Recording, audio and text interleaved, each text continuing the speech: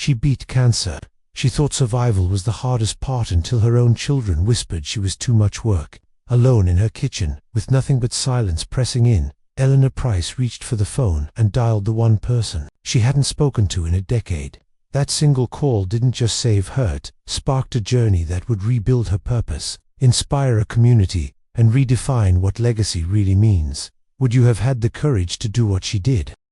The air inside the exam room felt colder than it should have, though the thermostat on the wall read 72. A dull hum from the fluorescent lights pressed down on the silence. Eleanor Price sat upright in the hard plastic chair beside the exam table, her purse resting against her shins like a faithful dog.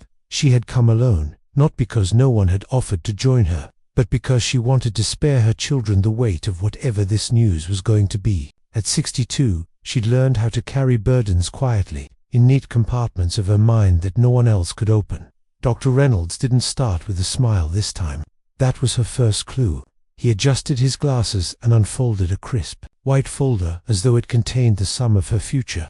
He didn't drag it out, didn't waste words on preambles. "Eleanor, the biopsy results came back. The mass is malignant." She heard the word land, sharp and metallic, echoing inside her chest like a bell. Malignant, a word she'd never wanted to become hers. He kept talking, words spilling in a rhythm too quick to catch. Chemotherapy, treatment options, chance of recurrence, staging tests. She wanted to tell him to slow down, to give her a minute to breathe, but her throat wouldn't move. Her hands, though, moved on their own. She clasped them together in her lap, squeezing so tight her knuckles whitened. It wasn't a prayer exactly, but something close and anchoring. She didn't cry, she didn't tremble. She thought instead of the things she would need to do, she would have to call her insurance.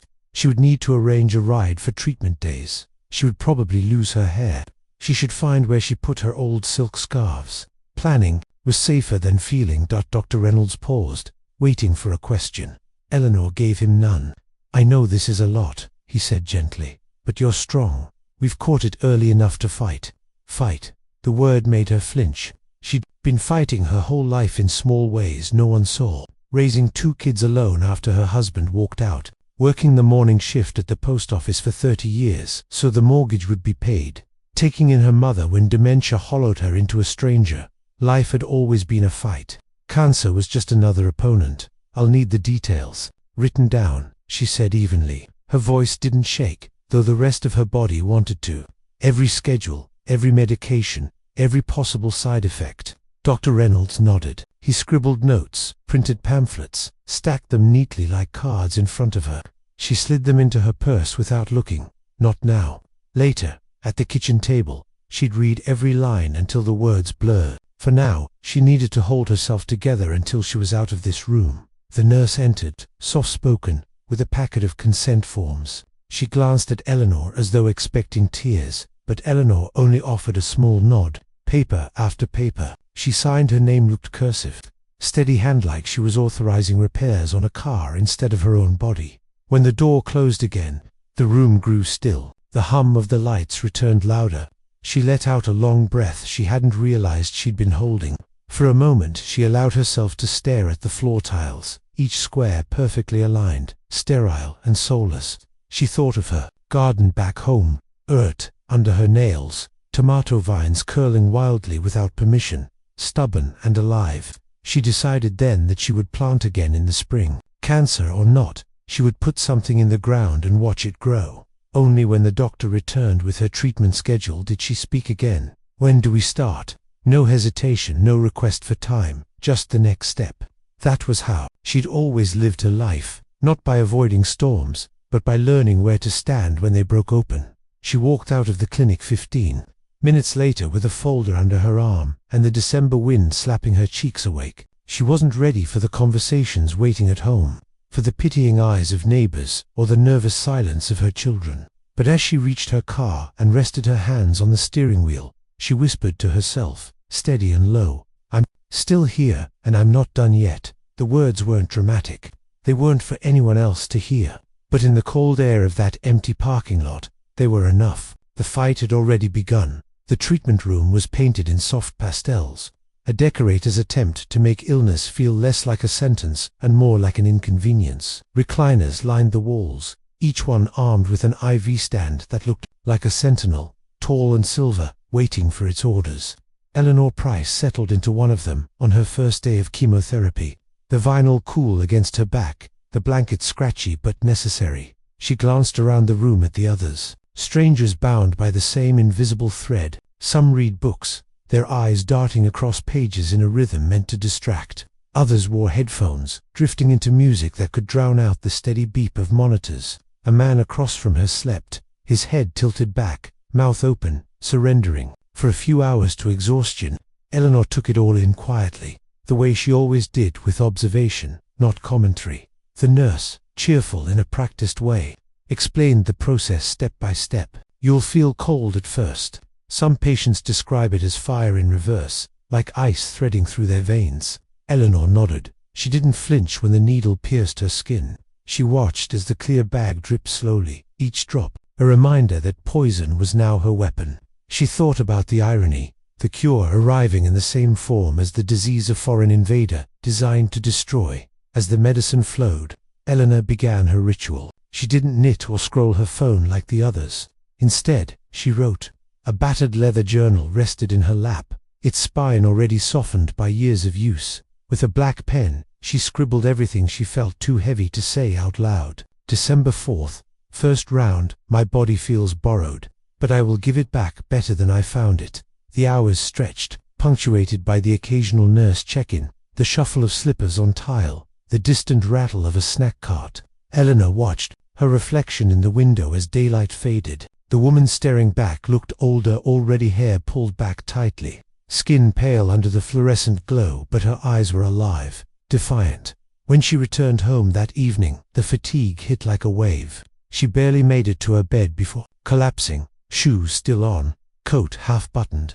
The room spun, her stomach turned, and for the first time since the diagnosis, she allowed herself a sob, muffled against her pillow so no one would hear. But even then, the tears were brief. Crying, she decided, was wasted energy. The days blurred into weeks, each treatment round etching itself into her body like tally marks. Her hair began to fall, first in strands on her pillow, then in clumps. In the shower drain, she stood in front of the bathroom mirror one morning, holding a handful of it in her palm, and laughed not out of joy, but disbelief. So this is what survival looks like, she whispered.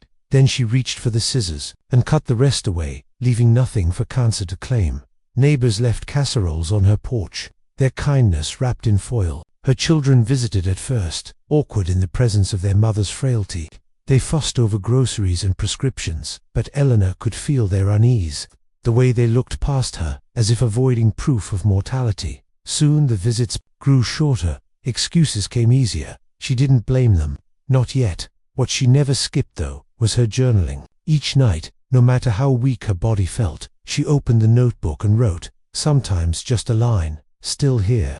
Other nights, entire pages spilled out. She wrote about the smell of antiseptic, the weight of blankets, the courage of strangers sitting in recliners beside her. She wrote promises to herself. I will plant tomatoes in the spring. I will see the ocean again. I will forgive my children when this is over. Her fight was not loud or cinematic. It was made of small, stubborn choices. To eat when food tasted like ash, to stand when her legs begged her to fold, to laugh when someone cracked a joke in the infusion room, even if it hurt to smile. And when her doctor finally told her the word remission, Eleanor didn't cheer. She didn't even nod. She simply opened her journal to a fresh page, wrote the date, and in careful script added 4 words. I kept my promise. Remission was supposed to feel like freedom, but for Eleanor Price it felt more like exile. The poison drips had stopped, the appointments had thinned, and the beeping machines no longer tracked her hours. Friends from the infusion room scattered back to their own lives, some healthier, some not. The doctors congratulated her, nurses hugged her, and neighbors left cards with balloons shaped like stars. Yet at night, when the house fell still, the silence pressed heavier than any forestand ever had. Her children were grown busy, as people liked to say. Amelia lived 2 towns over, teaching middle school science and juggling 2 teenagers of her own. Daniel worked long hours at an accounting firm in Atlanta, rarely leaving the glow of his office before dark. They had shown up for the big moments, the diagnosis, the first treatment, the day she shaved her head. They had clapped when the doctor announced remission. But as the weeks stretched into months, the phone calls grew shorter, texts replaced visits, holidays were negotiated around soccer games and quarterly reports. At first, Eleanor excused it. Of course they had lives. She'd raised them too. She told herself she didn't want to be a burden, didn't want to intrude. But deep down, beneath the layers of rationalization, she felt the drift. She felt it, most in the mornings, when she would reach for her phone and find no new messages, or in the evenings, when she would cook too much pasta and end up pushing it into plastic containers for the freezer. One Sunday afternoon, she called Amelia. The line rang 4 times before her daughter answered with the familiar background chaos of kids yelling and a TV blaring. "Hi Mum, can I call you back? We're just heading out the door." "It won't take long," Eleanor said, gripping the receiver tighter. "I was just wondering if maybe you'd want to come over for dinner this week." There was a pause, a sigh muffled against the phone. "This week is crazy. Maybe next month. I'll check my calendar." "Next month." Eleanor hung up politely, smiled through her teeth, then set the phone back on the hook with more force than she meant to. The house answered with silence. Daniel was no better. When she reached him, he was always in a meeting or on the other line. Once, when she pressed, he said, "Mum, I love you, but I can't drop everything every time you feel lonely. You're strong. You'll be fine." The words stung because he meant them as comfort, but they landed like distance. Her journal entries began to shift. No longer filled with promises and observations about sunsets or tomato plants, they became half pleas to an invisible listener. "Why do victories feel lonelier than battles? Why does surviving make me feel like less of a mother, not more?" The real break came one evening when she walked into the kitchen and overheard Amelia's voice through the speakerphone. She had called while Eleanor was in another room, and Eleanor caught only the tail end of a sentence. "She's just too much work right now. I can't keep running back and forth." The words sliced sharper than scalpels. Too much work, not said with cruelty, not yelled, but with weary resignation. A truth, perhaps, but one Eleanor had never wanted her children to name. She froze in the hallway, the tile cold beneath her feet, and waited for the conversation to end. When she walked back in, Amelia's tone was bright again, masking the confession. Eleanor didn't confront her. She couldn't. Instead, she smiled through the call, hung up, and walked into her bedroom where the old journal lay waiting. Handwriting that night was jagged, uneven. "I can survive cancer, but can I survive being forgotten?" The drift was no longer subtle. It was a current, pulling her children further away, leaving her stranded on the shore of her own life. And though she told no one, Eleanor began to feel that surviving had cost her something greater than she ever expected. The closeness of the very people she had fought so hard to live for. The house spoke louder than her children ever did. Not in words, but in echoes. Empty chairs at the dinner table, unanswered messages blinking on her phone, the creak of floorboards beneath her own solitary footsteps. Eleanor Price had once imagined that remission would mean long afternoons with her grandchildren, laughter spilling out of the kitchen, and her children calling just to hear her voice. Instead, the silence settled over her like a second diagnosis, one that no doctor could treat. It wasn't that Amelia and Daniel abandoned her outright. They still answered when she called, still remembered Mother's Day and her birthday, but everything was tinged with distance. The affection was perfunctory, something to be checked off a list. Eleanor found herself talking more to the walls than to people. "You'd think surviving would earn me something," she muttered one night as she watered the single fern that stubbornly clung to life in her living room. The fern didn't answer, but the drip of water against soil felt like agreement. One evening she decided to cook as if company were coming. She made roast chicken with lemon and rosemary, mashed potatoes, green beans sautéed in garlic. She set the table for 3, lighting the candles she usually saved for holidays. Then she waited. She waited long enough for the food to cool, long enough for the candles to burn low, long enough to realize no one was coming.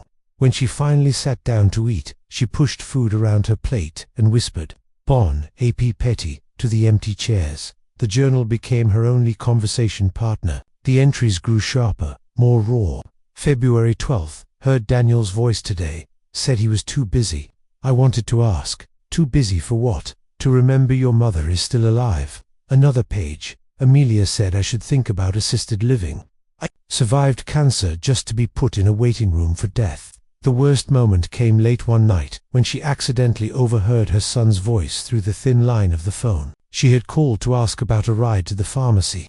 He thought he'd muted himself before speaking to someone else in the room. "She's too much work," he sighed, the words trailing like smoke through the receiver.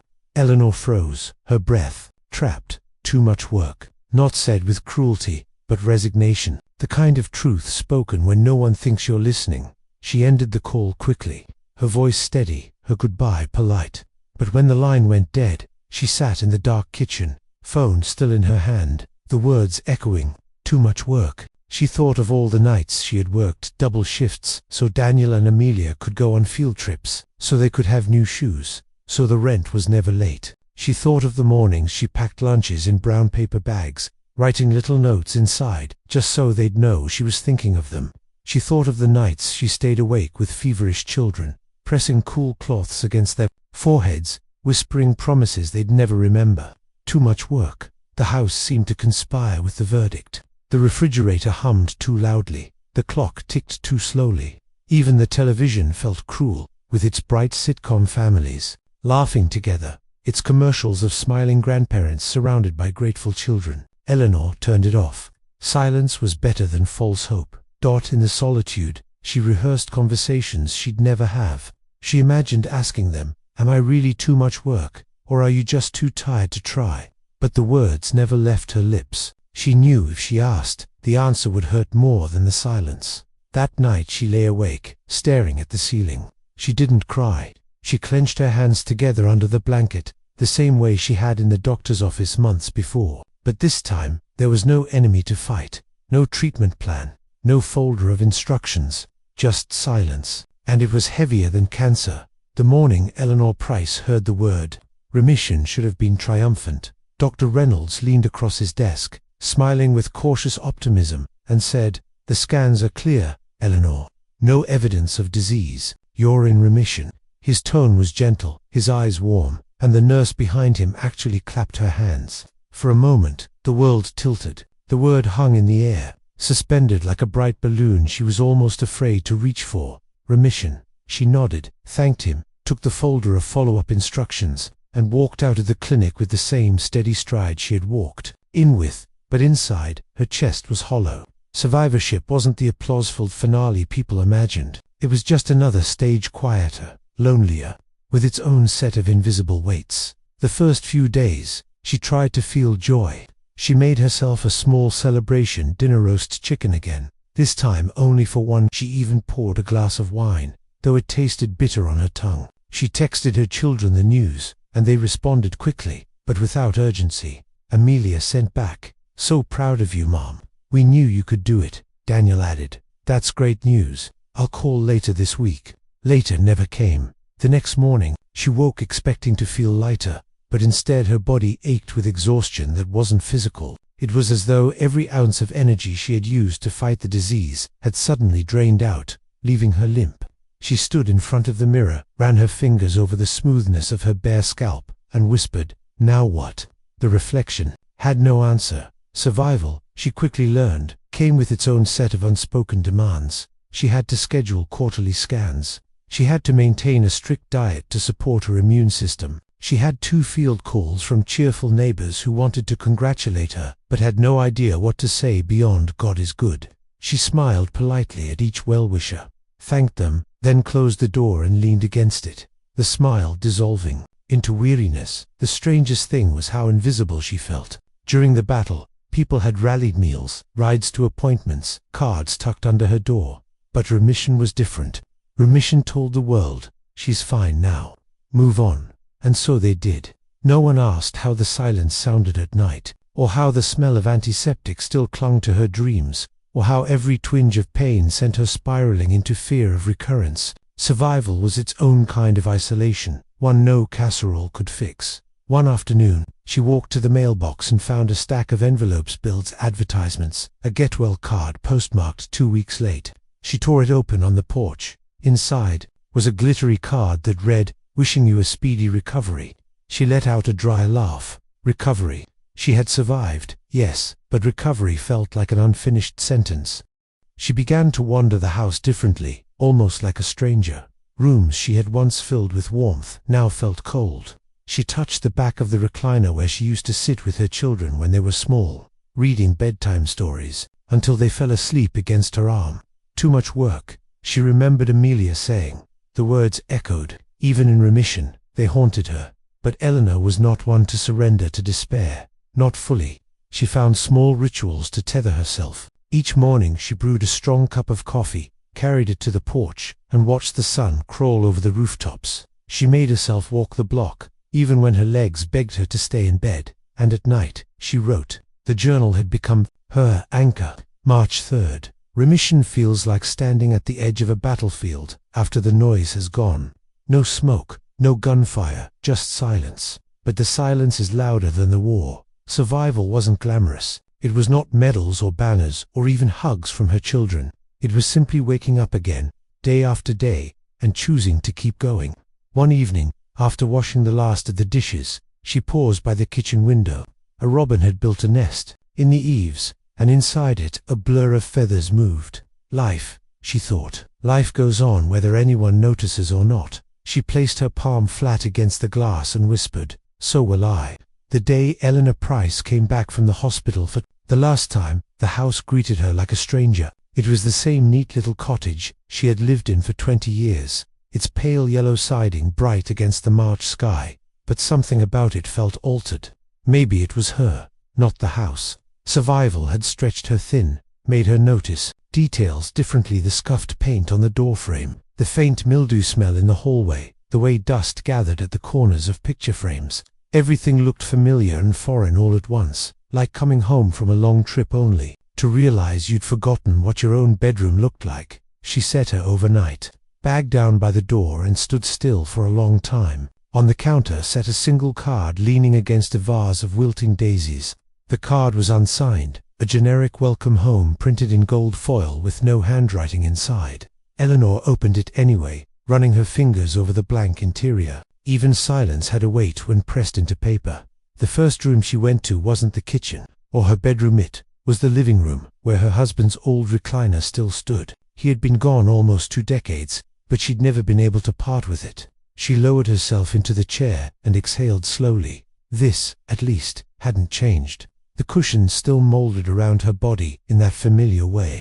For a fleeting moment, she closed her eyes and pretended someone would be home soon. That laughter would rise from the kitchen, that footsteps would climb the stairs. When she opened them again, the quiet was unbroken. Her children didn't visit that first evening. Amelia texted a quick message, "Glad you're back, Mum. Rest up." Daniel didn't call at all.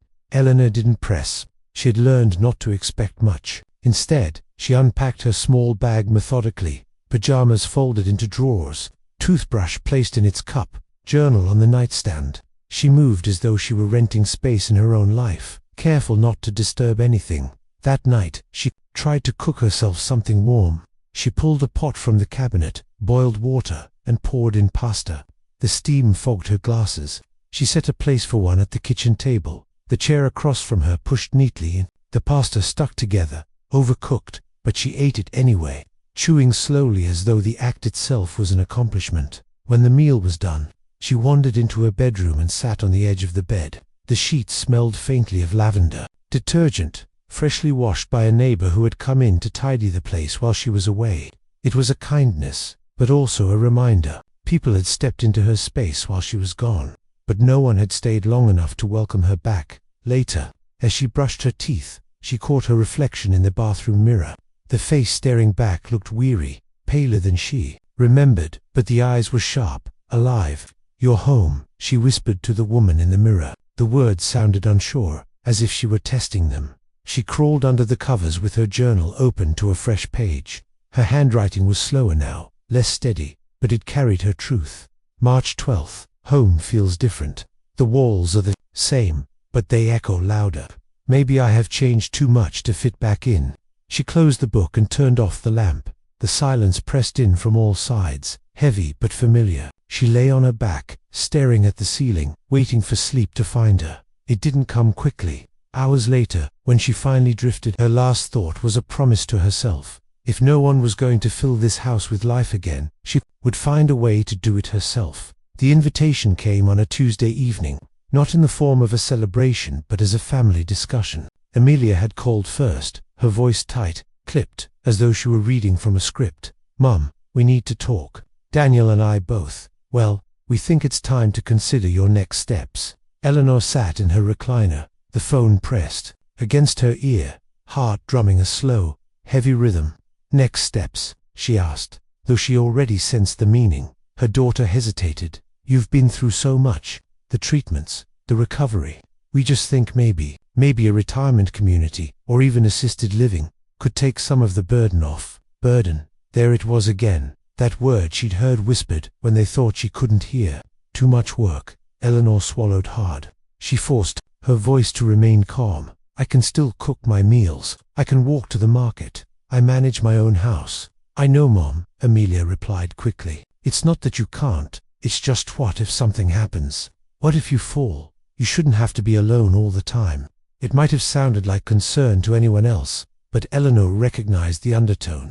It wasn't worry, it was weariness. They didn't want to keep rearranging their lives around her.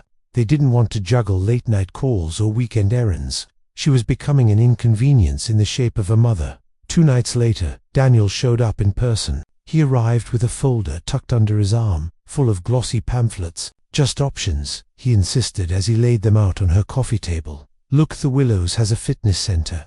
Sunrise Meadows has social activities. You wouldn't be lonely." Eleanor looked down at the bright photos of couples smiling in staged dining rooms, watercolor paintings on the walls, shuffleboard courts gleaming under the sun. She pushed them back gently toward him. "Daniel, I just got my life back. Why would I hand it over to strangers?" His jaw tightened. "Because Amelia and I can't keep doing this, Mom. We can't be here all the time. We love you, but..." His voice faltered. He didn't finish the sentence, but Eleanor filled it in herself. "We love you, but not enough to stay close." She didn't raise her voice. She didn't argue. Instead, she folded her hands in her lap and said, "I understand." Daniel looked relieved, mistaking her quiet for agreement. He kissed her on the forehead, promised a call, and left the pamphlets on the table. When the door clicked shut behind him, the house once again swallowed her in silence. Eleanor sat staring at the glossy papers long after the sun went down. She imagined herself in those staged photos, sitting at long cafeteria tables, surrounded by strangers who smiled on cue.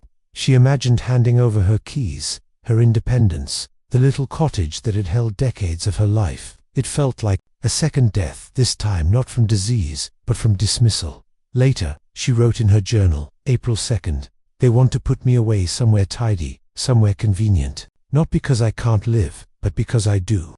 Because living takes effort they no longer want to give." The next morning, she gathered the pamphlets, folded them into neat squares, and dropped them into the recycling bin. She would not be catalogued. Like furniture, she would not let survival end in surrender. But she also knew something had cracked between her and her children. Something that couldn't be taped back together with phone calls and holiday visits. That evening, she sat at the edge of her bed, staring at the phone. Her hands trembled as she scrolled through the numbers in her old address book. Most were outdated, disconnected, ghosts of another life. Then she paused on one name, written in fading blue ink, Marjorie Hale, a friend she hadn't spoken to in more than 10 years. For the first time in weeks, Eleanor felt her breath catch with something other than sorrow. She didn't dial yet, but the seed was planted. If her own children could not see her, perhaps someone else still might. The house was dark except for the thin pool of light, spilling across the kitchen table from a single lamp. Eleanor sat there in her flannel robe, the fabric loose on her frame, her journal open but untouched. For weeks she had been writing daily, every entry a way to anchor herself. Tonight, though, her pen hovered over the page, refusing to move. Words felt useless when the ache in her chest had no language. On the table beside her sat the folder Daniel had left behind, still fat with pamphlets of retirement communities. She had promised herself she wouldn't look again, but in the silence of the house, curiosity and despair worked together. She slid one out, The Willows, where independence meets comfort. The cover showed a silver-haired woman beaming as if she had never known grief, never carried the weight of adult children turning away. Eleanor traced the glossy image with her fingertip. then pushed it aside. She wasn't that woman. She didn't want to be. She had fought too hard to stay alive, just to end up packaged into brochure-worthy smiles. Still, her children's words clung to her ribs. Too much work. We can't keep doing this. She heard them over and over, louder than the tick of the clock, louder than the hum of the refrigerator. That night, she stood at the sink, rinsing out her tea mug. She caught her reflection in the windowpane. Pale face, thinning hair, eyes ringed with fatigue. Maybe they're right, she whispered. Maybe I am too much. The thought dropped heavy into her chest. Sleep did not come easily. She lay in bed, staring at the ceiling, every creak of the house reminding her she was alone. Around midnight, she rose, padding barefoot into the living room. She sat in her husband's old recliner and curled her knees to her chest like a child. For the first time since the diagnosis, she let the sobs come freely. They were not loud, but they were raw tears for the years she had given, the nights she had stayed awake for sick children, the sacrifices that had carved her life into the shape of theirs. And now, the bitter truth, survival had not brought her closer to them. It had pushed her further away. When the storm of tears passed, she sat hollow and exhausted. On the coffee table, her old address book lay half buried under yesterday's mail. It was a relic from before cell phones stored every number, its pages worn, corners curled. She reached for it with trembling hands, flipping past names long gone, her parents, neighbors who had passed, co-workers she hadn't spoken to in decades. Then her eyes landed on it, Marjorie Hale. The ink had faded, but the memory did not. Marjorie, her best friend from high school, the girl who had sat beside her in the choir, who had helped her pick out her wedding dress, who had been there when Amelia was born. They had been inseparable once, their laughter echoing through dorm rooms and laundromats, stitched into the fabric of each other's lives. And then, as often happens, life pulled them apart. Jobs, marriages, children, a few Christmas cards exchanged, then silence. Over a decade had passed since Eleanor had last heard her voice. She pressed her palm flat on the page, as if touching the name could summon the warmth it once carried. The thought of calling filled her with both hope and terror. What if the number was disconnected? What if Marjorie didn't remember her, or worse, didn't want to? Eleanor's heart pounded as she picked up the phone, then set it down again. She repeated the motion 3 times before letting the receiver rest back in place. Instead, she wrote in her journal, her hand steadier now. April 9th. Tonight I realized cancer didn't break me, loneliness did. I don't know if Marjorie will answer, but tomorrow I will try, because if I don't, I may not survive this part of the battle. When she finally returned to bed, the decision hummed like a fragile light inside her. The breaking point had come. Yes, but in the ruins of it, she had found a thread to hold on to. Tomorrow she would dial, whether the voice on the other end belonged to her past or not. She knew she could no longer stay silent. The phone sat on the kitchen table like a dare. Morning light pooled through the window, striking the handset so it gleamed against the wood. Eleanor stood over it, arms crossed, shifting her weight from one slippered foot to the other. For a woman who had stared down the word malignant without flinching, it seemed absurd that pressing a few buttons could terrify her. But this was different. Cancer had demanded her strength. This call demanded her vulnerability. She poured herself coffee, the bitter steam fogging her glasses, and opened the address book once more. There it was, Marjorie Hale, 5550192. The numbers seemed to pulse against the page, daring her to dial. She thought of all the excuses she could make, not to what if Marjorie had moved, or the number was disconnected, or worse, what if she answered but sounded distant, polite, as if Eleanor belonged only to a chapter long finished. Her children's words returned, uninvited. Too much work. They had said it quietly, not to wound, but it had split her open anyway. She had survived the poison of chemotherapy, the slow theft of her hair, the exhaustion that glued her bones to the mattress, but this sense of being unwanted was the first wound that felt fatal. If she didn't reach for something beyond herself, she wasn't sure she'd keep standing. Her fingers trembled as she lifted the receiver. She dialed one number, then another, then stopped. She set it down, walked away, returned, tried again. It took 4 false starts before the phone finally rang, the sound sharp in the empty kitchen. Each pulse made her heart hammer harder. On the 3rd ring, a voice answered. "Hello, Eleanor." It was the same voice she remembered, only softened by time. Lower but warm, like a familiar melody played in a new key. "Marjorie," whispered a pause, then a sudden intake of breath. Ellie Price." The name tumbled out with such recognition, such astonishment, that Eleanor felt tears prick her eyes before she could stop them. "Yes," she said, her throat tightening. "It's me." The line crackled with silence for a moment, and then Marjorie's voice returned, bright and unshaken. "Oh my God, Ellie, after all these years, how are you, love?" Eleanor laughed, through a sob, pressing her palm to her forehead.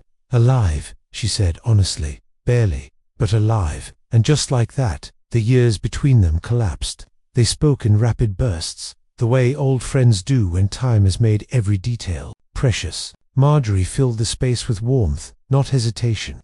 She didn't ask why Eleanor was calling after so long. She asked where she had been, what she had faced, how she was really feeling. No politeness, no small talk, just a direct line into Eleanor's heart. Within 20 minutes, Marjorie knew everything: the diagnosis, the months of treatment, the children's distance, the loneliness that clung like smoke. Eleanor confessed it all, words tumbling out faster than she could shape them. And when she finished, when her voice broke into silence, Marjorie didn't offer pity.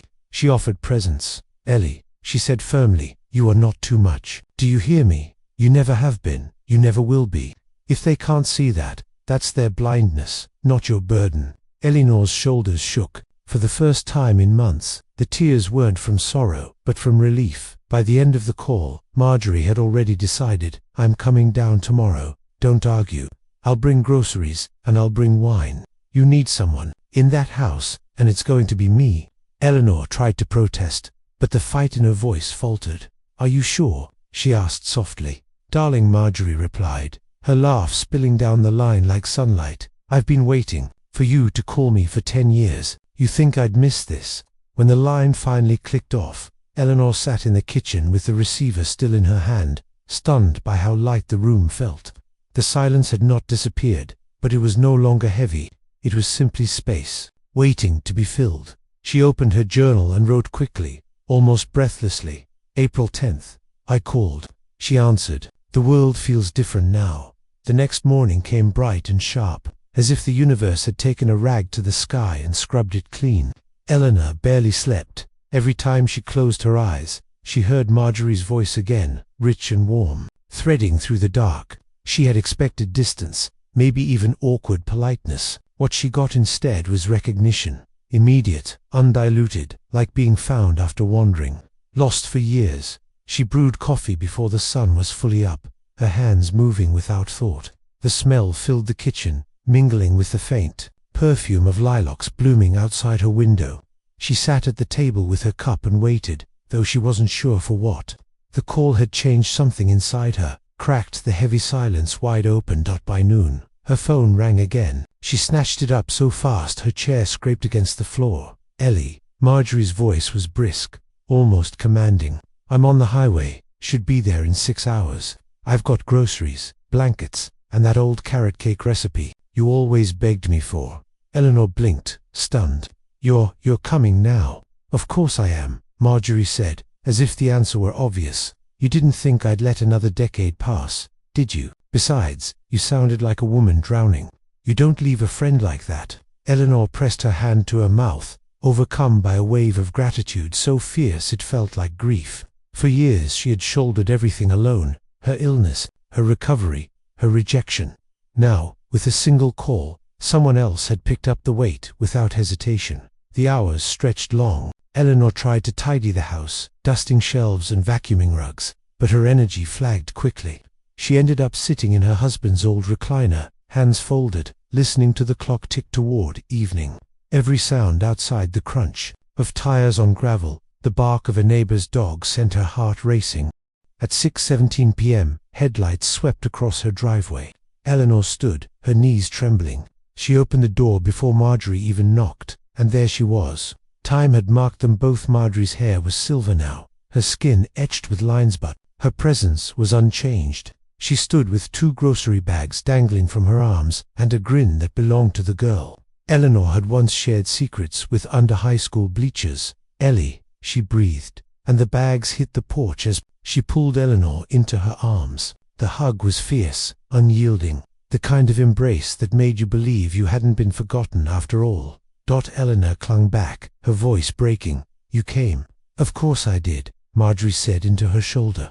You called. That's all it takes. They carried the groceries inside together, laughing awkwardly when a bag split and apples rolled across the floor. The house, which had felt like a mausoleum for months, suddenly pulsed with life again, pots clanging, water running, voices overlapping.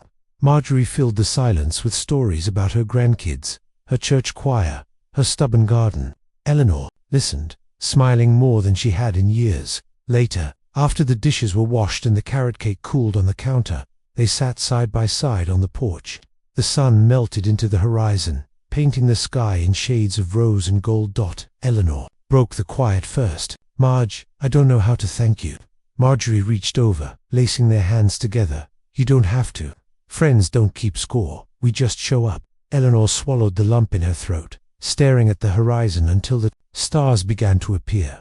For the first time since her diagnosis, she didn't feel like a patient, or a burden, or a woman abandoned in her own survival. She felt like herself again, Ellie, who once laughed so hard she cried, who once believed the world was full of second chances. That night, when she returned to her journal, her words came easily. April 11th. She came, she stayed. I am not alone. Morning came with the smell of frying bacon and the sound of someone humming in the kitchen.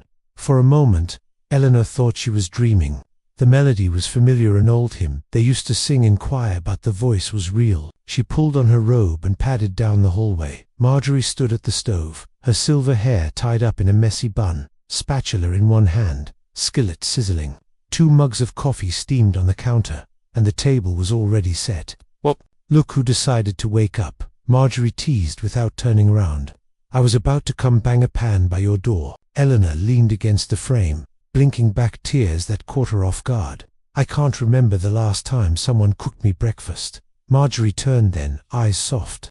Then we're overdue. She plated scrambled eggs, slid them onto the table, and pulled Eleanor into a chair. They ate slowly, not because the food demanded it, but because the moment did. Between bites, their conversation unspooled like a thread picked up after years of neglect. They talked about the easy things first: old classmates, favorite teachers, the tiny movie theater where they used to sneak candy into their purses. Laughter came easier than Eleanor expected. When the plates were cleared and coffee refilled, the heavier truths surfaced.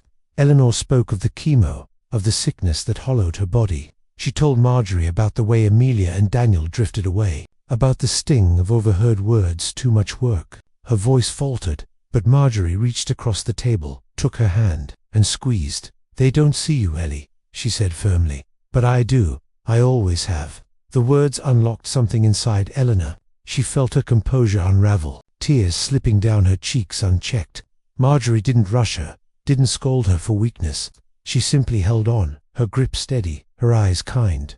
Later that afternoon, they dug out Eleanor's old photo albums from the hall closet. Dust clung to the covers, but inside the pages were alive snapshots of weddings, graduations, picnics, Christmas mornings. They lingered over one photo of the two of them at 17, arms thrown round each other, grinning at a county fair. Look at us, Marjorie chuckled. We thought we knew everything back then. And maybe we did, Eleanor said softly. At least about what mattered. The hours melted away. They moved from the table to the porch, from the porch to the garden, carrying their laughter with them like sunlight. For the first time in months, Eleanor didn't feel the press of silence. She felt the presence of someone who knew her, really knew her, not as a burden or a project, but as Ellie. That evening, they sat by the fire in the living room. The flames cracked, shadows dancing on the walls. Eleanor leaned back in her husband's recliner, a place that usually made her feel hollow.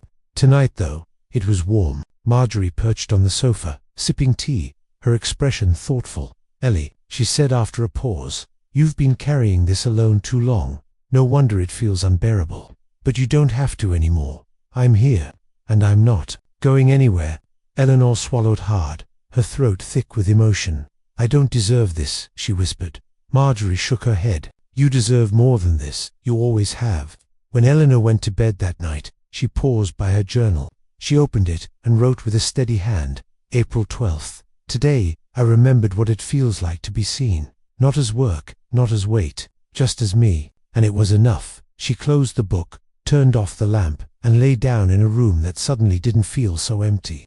For the first time in a very long while, sleep came easily, carrying her into dreams where she was not alone but surrounded by laughter, by memory, and by the unwavering presence of the one person who had always believed she was worth showing up for. The following day dawned soft and golden, sunlight spilling across the kitchen like it had been waiting to return. Eleanor woke to the sound of clattering dishes and the faint tune of a 1970s pop song drifting down the hallway. Marjorie was already up, already moving, already making the house feel alive again. When Eleanor stepped into the kitchen, Marjorie was elbowed in suds, humming off-key as she scrubbed a skillet. "Morning, sunshine," she said, without turning around.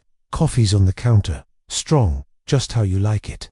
Eleanor poured herself a cup, the warmth spreading through her hands, and for the first time in months, she didn't feel like a guest in her own home. She sat at the table, watching Marjorie bustle. Ellen felt a pang of something she hadn't allowed herself in years.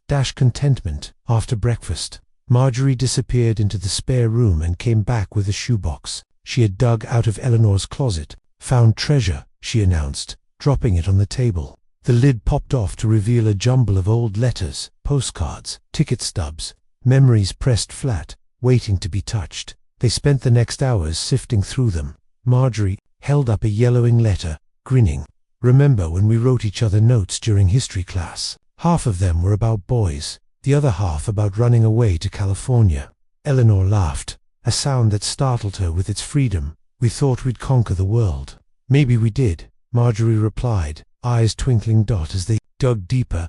Eleanor found a photograph folded neatly in the corner of the box. It was the two of them at 21, standing barefoot on a lakeshore, hair wild, arms wrapped around each other's shoulders. Behind them, the water shimmered like glass. She touched the photo carefully, afraid it might crumble under her fingertips. "I had forgotten this day," she whispered. But Marjorie leaned closer. "You had just gotten engaged. We sat on that dock until sunrise, talking about everything and nothing.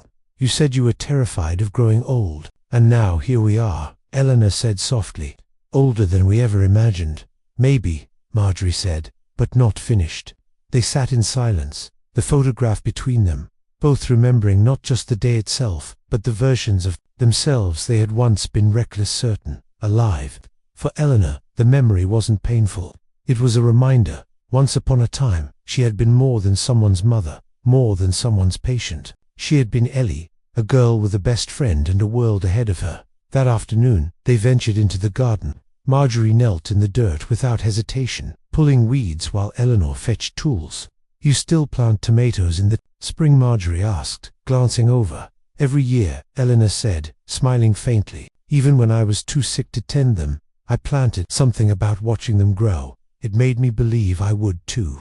Marjorie patted the soil with her gloved hands. "That's the Ellie I know, stubborn as hell." By evening, the two women were covered in dirt and laughter. The garden rose neatly lined, the promise of green shoots waiting just beneath the surface. They washed up, made sandwiches, and sat on the porch steps, with their plates balanced on their knees. The sun dipped low, painting the horizon in streaks of orange and violet. Marjorie nudged her shoulder. "You realize we're exactly where we were meant to be?" Eleanor tilted her head. Here now, together," Marjorie said simply. "Life tried to pull us apart, but it didn't win." Eleanor swallowed, her eyes stinging with tears she didn't want to hide. "I thought I'd lost everything," she whispered, "but maybe I just needed to remember what was never gone." That night, before bed, she wrote in her journal, April 13th, "Today I remembered who I was before the sickness, before the silence. Ellie, not just mom, not just survivor, just me, and with Marge here, I believe I can be her again." The entry ended with something she hadn't written in a long time, a small, shaky sketch of a sun rising. The following morning was quiet in a way that didn't feel lonely. The hum of the refrigerator, the soft tap of rain against the windows, the low rustle of Marjorie flipping pages in a magazine on the couch. It was all ordinary, yet it wrapped around Eleanor like a blanket. She realized then that healing wasn't always about medicine or doctors or charts. Sometimes it was about presence, about someone else breathing in the same room. After breakfast, Marjorie coaxed her onto the porch despite the drizzle. They sat wrapped in shawls, mugs of tea steaming between their hands, watching the mist drift through the trees. The air smelled like wet earth and lilacs. Eleanor leaned back in her chair, eyes half closed, letting herself breathe without fear for the first time in months. "You know," Marjorie said gently, "you've been living like the world expects you to be sick forever. Even when the doctors said remission, you didn't believe them. You still don't." Eleanor tightened her grip on the mug. "When you've been broken down that far, it's hard to trust wholeness." Marjorie nodded. "I know, but healing isn't always a medical word. Sometimes it's just remembering how to sit in the rain and not feel afraid." The truth of it sank deep. Eleanor realized she had been waiting for another scan, another diagnosis, another blow. She had survived, yes, but she hadn't let herself live. Now, with Marjorie here, the silence was no longer a threat. It was permission. Permission to sit, to breathe, to exist without apology. That afternoon, they pulled out a deck of cards and played rummy at the kitchen table, just as they had in their 20s. Eleanor hadn't laughed that hard in years, tears rolling down her cheeks as Marjorie slapped down a winning hand and whooped loud enough to startle the cat next door. The sound of their laughter filled the house, pushing back the echo that had haunted it for so long. When evening came, Eleanor suggested something she hadn't done since before her illness. "Let's walk," she said. They bundled in jackets and set out down the sidewalk. The town was quiet, the street lamps just beginning to flicker on. Eleanor's steps were slow, uneven, but steady. Each crack in the sidewalk felt like a mountain, yet with Marjorie at her side, she crossed them with ease. They passed neighbors who waved politely, some surprised to see Eleanor out again. She smiled back, realizing she no longer cared if her head was bare, if her gait was shaky. She was outside, she was moving, she was alive. Back at the house, they settled into the living room. The fire crackled in the hearth, throwing soft light across their faces. Eleanor curled into her husband's recliner, but it didn't feel hollow. Tonight, it felt occupied by memory, by presence, by hope. "You saved me," she whispered suddenly, eyes fixed on the flames. Marjorie shook her head. "No, you saved yourself. I just showed up to remind you how." Eleanor thought about that long after Marjorie went to bed. She opened her journal, pen poised above the page. "April 14th. Medicine gave me remission, but Marjorie gave me healing. She reminded me that I am still a person, not just a patient." And in the silence of the porch, in the rain, I finally let myself believe it. She closed the book, heart lighter, and for the first time since cancer had entered her life, Eleanor slept without fear of what tomorrow might bring. Instead, she dreamed of lilacs, laughter, and the healing that had nothing to do with doctors and everything to do with love. Within a week, Marjorie had woven herself into the rhythm of Eleanor's days as though she had never left. The house felt different now, live, with motion and chatter. The scent of fresh coffee always lingering, chairs that no longer sat empty. But what surprised Eleanor most was how quickly the circle widened beyond just the two of them. It began with a Wednesday morning. Marjorie tugged Eleanor's arm as they walked past the Methodist church on Main Street. "Come inside with me," she said. "Choir practice. You'll love it." "I haven't sung in years," Eleanor protested. "All the more reason." The sanctuary smelled of old wood and lemon oil. Voices rose in harmony, shaky at first, then fuller. And though Eleanor only listened from the back pew, something inside her stirred. When a woman with kind eyes pressed a hymnal into her hands, she found herself humming along, her voice rusty but steady. No one asked about her illness. No one looked at her like a fragile relic. They simply made room. The next day, Marjorie took her to a book club, a circle of women gathered in a cozy living room with mismatched mugs and stacks of dog-eared paperbacks. They argued good-naturedly about characters and themes, but what Eleanor noticed most was the way they turned to her, asked her opinion, and listened as if it mattered. She hadn't been asked her opinion on anything beyond medical forms in years. On Saturday, they joined a walking group at the park. Eleanor hesitated at first, nervous her strength wouldn't keep up. But the group's pace was gentle, their conversation light, and within minutes she found herself smiling at a story about someone's mischievous Labrador. Shadowed paths and birdsong wrapped around them, and for once, her body didn't feel like an enemy. Each gathering stitched her back into a world she had thought she'd lost. She realized she had been starving not for food or medicine, but for connection, for the sound of laughter bouncing between friends, for the casual kindness of strangers remembering her name the next time they saw her. Back at home, she confessed to Marjorie, "I thought my children were the only family I'd ever have. I thought without them, I was finished." Marjorie sipped her tea and gave a small shrug. "Sometimes family isn't the people who share your blood. Sometimes it's the people who share your table, your time, your silence. You're allowed to choose who fills your circle."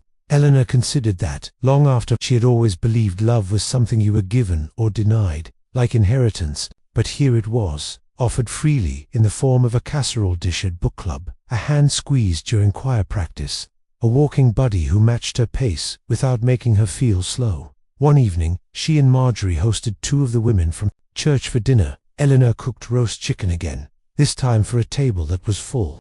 The kitchen rang with voices, with laughter, with the scrape of forks against plates. When she carried the dishes to the sink afterward, she stopped, leaning on the counter as her throat tightened. This was what she had missed, not the grand gestures, but the ordinary clamor of being surrounded. Later, in her journal, she wrote, "April 20th, today I learned community is its own medicine. It doesn't cure the scars, but it makes them bearable. For the first time in years, my house felt like a home again." She set the journal aside, turned out the light, and let the memory of voices linger. The silence that followed was no longer heavy. It was simply space, ready to be filled again tomorrow. The change didn't go unnoticed. A week into Eleanor's new routines, choir practice, book club, slow walks in the park, her phone buzzed. With a call from Amelia, she answered cheerfully, still glowing from an afternoon spent laughing with Marjorie over a disastrous attempt at baking bread. "Hi, sweetheart," Eleanor greeted. Amelia's voice was cautious. "Mum, Daniel and I have been talking. We heard from Mrs. Collier that you've been out a lot lately. Choir clubs, walking groups." Eleanor smiled faintly. "Yes, isn't it wonderful? I finally feel like I'm part of something again." There was a pause on the other end, then a sigh. "It's just, you shouldn't overdo it. You're not as strong as you used to be. And some of these people, Mum, they're strangers. You don't know what kind of influence they might have." Eleanor's brow furrowed. "They're not strangers, they're kind, they care. That's more than I can say for—" She stopped herself before finishing the thought, but the silence that followed was heavy. "More than for us?" Amelia asked softly. Eleanor closed her eyes. "I didn't say that," but the truth hung between them. Later that evening, Daniel called. His tone was sharper. "Mum, we're worried. You shouldn't be relying on outsiders. If you need something, you call us." Eleanor felt the heat rise in her chest. "I did call you, over and over, and I was told I was too much work." The silence on the line was deafening. Daniel finally muttered, "That's not what we meant, but it's what you said," Eleanor replied, her voice calm but unyielding. She hung up before he could answer. That night, she sat with Marjorie on the porch, the crickets loud in the warm air. She told her everything. Marjorie listened, then shook her head. "They're uncomfortable because you found strength without them. That's not your burden to carry." Eleanor rubbed her hands together. "They act like I'm betraying them by leaning on anyone else.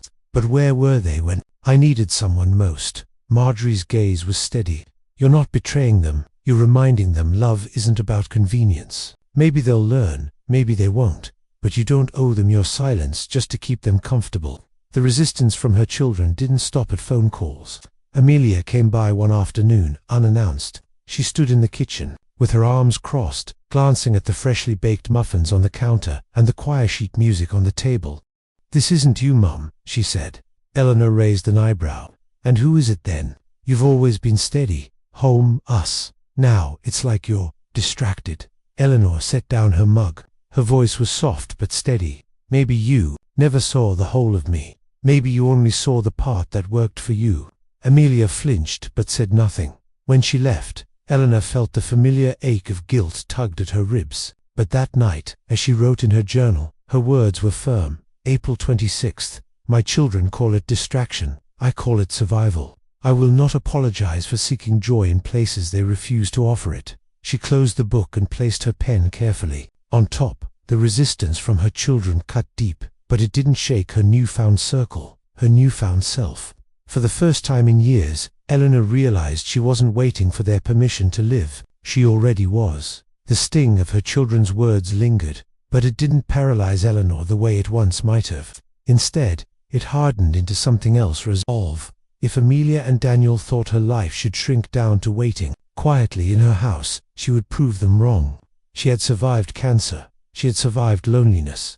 Now, she would survive by choosing purpose. It started small. One morning at the clinic for a routine checkup, Eleanor noticed a man sitting alone in the waiting area, his shoulders hunched, his cap pulled low. A plastic hospital bracelet peeked out from under his sleeve. He looked like she had once looked, exhausted, invisible. She walked past, hesitated, then turned back. "Would you like a cup of coffee?" she asked gently. He looked up, startled, then nodded. His eyes softened at the kindness. Eleanor fetched a cup from the machine and handed it to him. They didn't talk much, but he smiled as he sipped. That smile stayed with her all day. That night, she told Marjorie, "I felt like I was supposed to be there for him. Like maybe that's what I meant to do now." Marjorie leaned back in her chair. "You already know how to show up for people. You did it for me. You did it for your kids, even when they didn't see it. Maybe it's time to do it for others, too." The next week, Eleanor called the hospital volunteer office. Her voice trembled as she explained her story. Former patient, survivor, willing to help. The coordinator on the other end lit up. "We're always looking for companions to sit with patients during treatment. Sometimes they just need someone there." And so it began. Twice a week, Eleanor walked into the chemo ward, not as a patient but as a presence. She carried puzzles, magazines, sometimes just her steady voice. She learned quickly that it wasn't advice people wanted, it was company, a nod, a listening ear, someone who wouldn't flinch when the room grew heavy with fear. One woman, barely 30, whispered through cracked lips, "I hate that my mom cries every time she looks at me. I just want someone who won't." Eleanor squeezed her hand. "Then cry if you need, but not because of me. I'll just sit." And she did. For hours, she returned home after those days, drained but alive in a way she hadn't felt in years. The silence of her house no longer felt suffocating, because she knew she had carried something meaningful into it. Marjorie noticed the difference. "Your eyes are brighter," she said one evening as they folded laundry together. Eleanor smiled, faintly. "Maybe it's because I stopped looking at myself as a burden." Her journal entries shifted to no longer lists of aches and loneliness. They became records of lives she touched. May 3rd sat with John during his first treatment. He was scared, but by the end, he was telling me about his fishing trips. He left smiling. That felt like a victory. But word spread. Nurses began saving her receipt, greeting her with warmth. Other volunteers looked to her for guidance. Patients began asking, "Will Miss Eleanor be here today?" At first, she shrugged off the attention, but gradually, she realized this wasn't just filling her time, it was filling her soul. She wasn't waiting for life to give her meaning anymore. She was making it herself. Late one evening, sitting by the fire, Eleanor whispered to Marjorie, "I think this is why I survived. Not just to live longer, but to help others survive too." Marjorie reached across the table, her smile soft and certain. "Then, Ellie, you found your mission." That night, Eleanor's journal carried only 6 words, written in bold, steady script. "I am here. That is enough." It started as a passing comment, nothing more. One of the nurses at the oncology ward, a young woman named Claire, had watched Eleanor week after week, sitting with patients who were too afraid to sit alone. She noticed the way Eleanor's calm presence seemed to change the atmosphere in the room, how people who had arrived with hunched shoulders left with lighter steps. One afternoon, after Eleanor helped an elderly man finish his crossword during chemo, Claire leaned in and said, "You know, someone should write about you." Eleanor chuckled, embarrassed. "I'm no story. I just pour coffee and listen." But Claire must have mentioned it, because 2 weeks later, a reporter from the Mason Herald called. His voice was brisk but kind. "Mrs. Price, we've been hearing about the volunteer work you've been doing at the hospital. Would you be willing to sit for an interview?"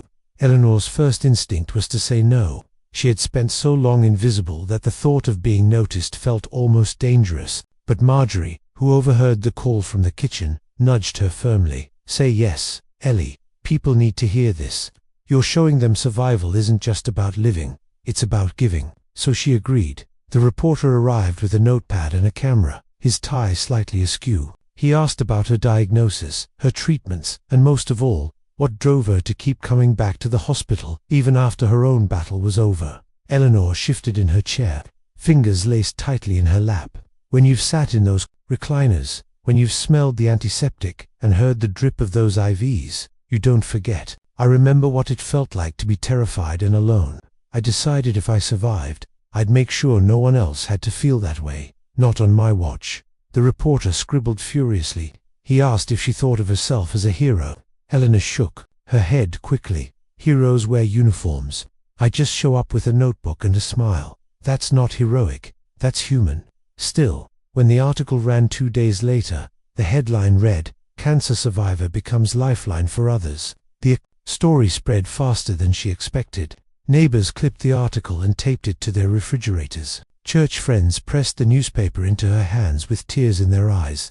Strangers in the grocery store stopped her to say, "Are you the lady from the Herald?" Eleanor felt her cheeks burn each time, but beneath the embarrassment was something steadier, pride. Not the loud, boastful kind, but the quiet knowledge that her pain had not been wasted. Her children saw it too. Daniel texted first, saw the article. "Congrats, Mom, proud of you." Amelia called that evening, her voice hesitant.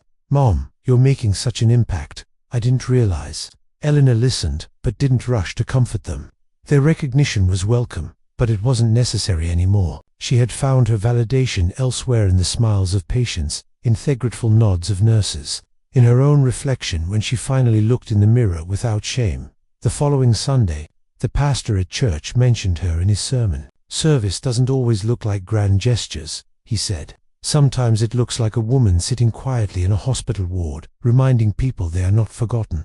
Eleanor sat in the pew, hands folded, eyes lowered, overwhelmed. She hadn't wanted recognition, but maybe this was what Marjorie meant. Her story could be a lantern for others stumbling through the same dark. That night, she opened her journal and wrote, "May 18th, they wrote about me. They called me a lifeline.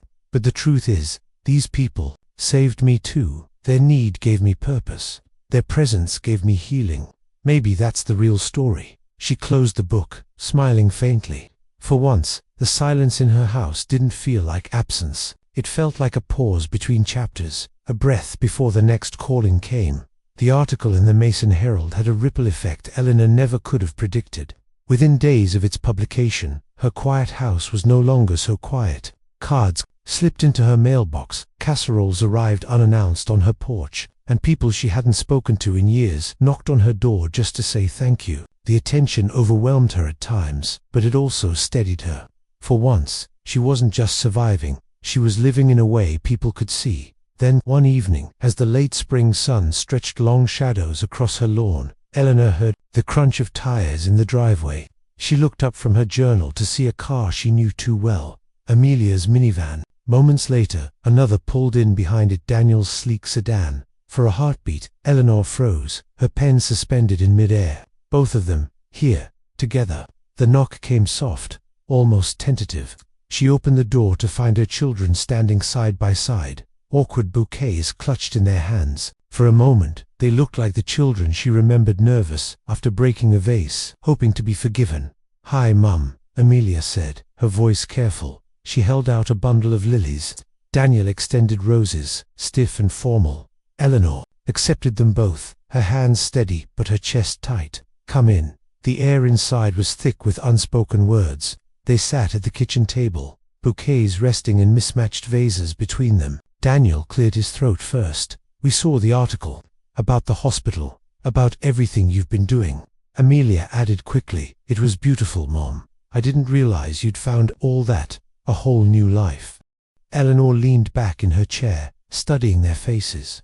They were older now, parents and professionals, but she could still see the traces of the children she had once held in her arms. She wanted to forgive instantly, to fold them into her embrace, but another part of her resisted. "You didn't realize," she repeated softly, "because you weren't looking." Her words landed like stones in water, rippling through the room. Amelia's eyes filled, her hands twisting in her lap. "We didn't know how to handle it, Mom. The sickness, the treatments. You were always the strong one, and when you weren't, we didn't know what to do." Daniel nodded, his jaw tight. "We said things we shouldn't have, things that hurt you. I know that." He paused, meeting her gaze. "But we're here, now, if you'll let us be." The kitchen fell into silence. Eleanor looked at the flowers between them, bright but fragile, already beginning to wilt. She thought of the long nights alone, The whispered words she had overheard, the sting of being labeled too much work. She thought of Marjorie, of the community that had embraced her without hesitation, of the patients who called her name in hospital halls. Finally, she spoke, her voice low but firm. Love isn't something you give only when it's easy. You can't disappear when I'm sick and come back when I'm whole. That isn't love, that's convenience. Amelia wiped at her eyes, whispering, "You're right." Daniel swallowed hard, staring down at his hands. Eleanor softened then, her anger cooling into something steadier. "I don't know if I can forget the hurt, but I can listen. I can try. If you're here to stay, not just to visit when it suits you." They nodded, almost in unison. No promises were made, but something shifted in the air, an opening, fragile, but real. When they left later that night, Eleanor walked them to the door. Amelia hugged her tightly, Daniel more reserved, but both lingered longer than usual. As the cars pulled away, Eleanor stood on the porch, arms wrapped around herself. She returned to her journal before bed. May 25th, they came back, not with answers, but with questions, not with certainty, but with hope. "I don't know if trust can be rebuilt, but maybe, just maybe, the door doesn't have to stay closed forever." She set down her pen, closed the book, and whispered into the quiet, "We'll see." For the first time in years, it didn't feel like resignation. It felt like possibility. The flowers from Amelia and Daniel still sat on the kitchen counter, their petals beginning to curl and fade. Eleanor changed the water daily, but she couldn't stop the inevitable. In some ways, the bouquets felt like a metaphor, bright gestures that couldn't last unless tended with more than just appearances. The children called more often in the days that followed. Amelia asked about her doctor appointments, her meals, whether she needed anything from the store. Daniel texted short updates from work, polite but cautious. They were trying. Eleanor could see that, but their sudden attentiveness made her wary. For months they had left her to sit in silence, and now, with the world watching her through the lens of a newspaper story, they wanted back in. One afternoon, Amelia stopped by unannounced. She wandered through the kitchen, commenting on the new curtains Marjorie had helped hang and the hymn sheets scattered across the table. "It's good to see you active, Mom," she said, though her tone carried something else, maybe unease, maybe guilt. Eleanor poured her a cup of coffee and sat across from her. "Amelia, I need to say something." Her daughter looked up, wary. "I love you. That has never changed. But love without presence isn't love. You can't be my child only when it's convenient. You can't call me too much work and expect me to forget." Amelia's eyes filled, her face pale. "I didn't mean it the way it sounded. I was overwhelmed." Eleanor lifted a hand gently. "I know, but words matter. They cut deeper than you realize. And now, if you want to be in my life, there have to be boundaries." "Boundaries," Amelia echoed, almost like the word was foreign. Double quotes, "Yes. You don't get to drift in and out, as though I'm an afterthought. If you want a relationship, then it has to be steady, honest. Otherwise I can't keep reopening wounds that never heal." The silence stretched. Finally, Amelia nodded slowly. "Okay, I'll try." Later that week, Daniel came by after work. He stood in the doorway in his crisp shirt and tie, his eyes flicking nervously around the living room where Marjorie was knitting. "Mom, can we talk?"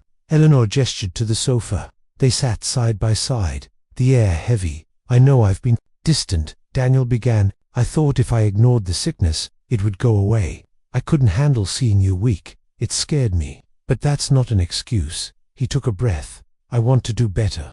I want to be here now." Eleanor studied him. His words were earnest, but she had learned not to rely on promises alone. "Then, here's what I need," she said softly. "Consistency. Calls that don't get pushed off.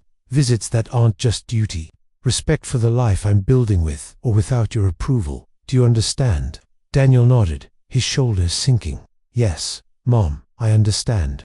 That night, after both children had left, Eleanor and Marjorie sat on the porch together, sipping tea under the stars. "You did the hard thing," Marjorie said. "You told them what you need. That's braver than any surgery." Eleanor smiled faintly. "For years, I thought being a good mother meant giving everything, even when it cost me myself. But now I see, sometimes being a good mother means teaching your children how to love you properly." When she wrote in her journal before bed, her words were steady. "June 1st. Today I set boundaries. Not walls, not fences, just markers. This is where I stand. If they want to meet me here, they can. If not, I will keep standing anyway. She closed the book, feeling lighter. For once, her future didn't hinge on their approval. It hinged on her own courage to say, enough. The invitation came in a plain white envelope, tucked between utility bills and a flyer for lawn care. Eleanor almost missed it. She slit it open absently, expecting another ad, and froze when she saw the embossed seal of the Mason County Community Foundation. The letter inside was short, formal, and astonishing. Dear Mrs. Price, it is our honor to inform you that you have been selected to receive the Mason Community Service Award for your extraordinary dedication to supporting cancer patients and their families. We invite you to attend the annual ceremony as our guest of honor. Eleanor read the lines 3 times. Her breath caught in her chest. Recognition, not from her children, not from a newspaper, but from her town, the very place she had once felt invisible in. When she showed the letter to Marjorie, her friend whooped so loudly the cat darted under the sofa. Ellie, you see, people noticed. People see you. Eleanor shook her head, dazed. I don't do it for awards. I just sit with people. That's all. Marjorie grinned. That's exactly why it matters. The ceremony was held 2 weeks later in the town hall, a modest brick building with white pillars and a wide front lawn. Eleanor almost backed out the morning of, nerves jangling like loose keys. I'm not a speaker, she told Marjorie, pacing the living room. You don't need to be, Marjorie said, pinning a simple silver brooch to Eleanor's dress. Just stand there and be yourself. That's enough. When they arrived, the hall was already buzzing. Rows of chairs faced a small stage draped with blue banners. Eleanor sat in the front, her heart pounding, hands folded tightly in her lap. She saw familiar faces scattered through the crowd, neighbors, nurses, even a few of the patients she had sat with at the hospital. When her name was called, the applause startled her. She rose slowly, walked to the podium, and stood blinking in the bright light. For a moment, the words stuck. Then she saw Marjorie in the front row, beaming, and something inside her unlocked. I don't know why you've chosen me, she began, her voice shaky but clear. I don't have special training. I'm not a doctor or a nurse. I'm just a woman who once sat in those recliners, terrified and alone. And when I survived, I decided no one else should have to feel that way, not if I could help it. She paused, the room silent. I don't think of it as service. I think of it as presence. Sometimes all a person needs is someone beside them, reminding them they still matter. The applause that followed was long, genuine, and overwhelming. Eleanor felt her cheeks burn, but her chest filled with something steadier than pride, a sense of belonging. Afterward, people crowded around her. An elderly man pressed her hand and whispered, "You sat with me last month. I'll never forget it." A young nurse hugged her tightly. Even the mayor shook her hand, thanking her for holding this town together in ways policy never could. Later, back at home, Eleanor sat with the small plaque they had given her resting on her lap. It gleamed in the lamplight, simple but solid. She traced the letters of her name with her fingertip and whispered, "Michael, I wish you could see this." Before bed, she opened her journal. June 15th. Tonight, they recognized me. But what they don't know is that every person I sat with recognized me too, in their eyes, their smiles, their sighs of relief. Maybe that's the recognition I needed all along. Not the plaque, not the applause. Just the reminder that I am here, and I matter. She closed the journal, set it on the nightstand, and turned off the light. For the first time in years, the silence didn't feel like absence. It felt like peace. The plaque from the ceremony found its place on a modest shelf in Eleanor's living room, nestled between photo frames of Michael in his flannel and her children when they were small. She didn't fuss with the arrangement. She simply set it there, like one more chapter in a long story that was still being written. Visitors noticed it, of course, neighbors, patients, families, women from Choirand, each time they did. Eleanor smiled politely and said, "It belongs to all of us, really." And she meant it. Life after recognition didn't slow. If anything, the circles around Eleanor widened. The book club grew larger. The walking group asked her to lead stretches before each loop, and the hospital added her to the official volunteer roster. The nurses joked that she should be on payroll, but Eleanor only laughed. She didn't need a salary. The work itself was the reward. Still, she sometimes sat quietly at night, the house stilling around her, and thought about the path that had brought her here. Cancer, silence, the cruel words she'd overheard, and then the call to Marjorie, the turning point. One act of reaching outward had redrawn the map of her life. Her children remained cautious but present.